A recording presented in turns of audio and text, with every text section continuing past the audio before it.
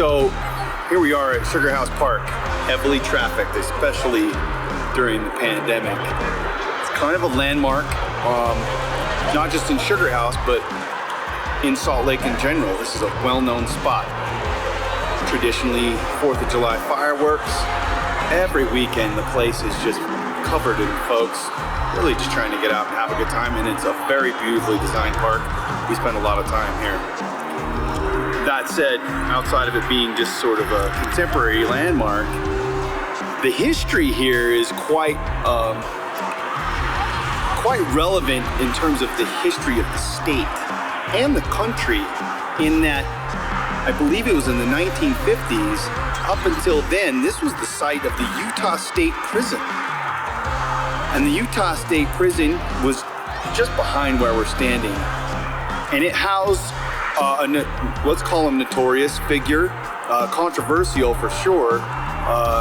His name was Joe Hill.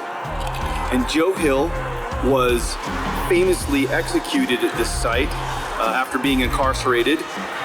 The exact story I forget, but he seems to have been sort of pigeonholed into committing a certain crime. But he was famous because he was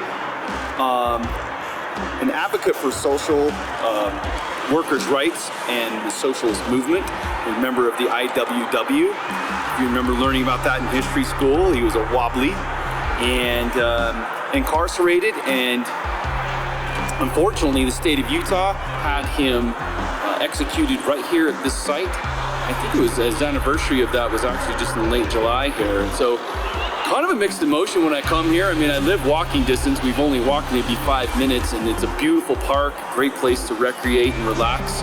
But I remember nearly every time I come here, you know, the sordid history that also is attached to this piece of Sugarhouse. So much like all of Utah, right?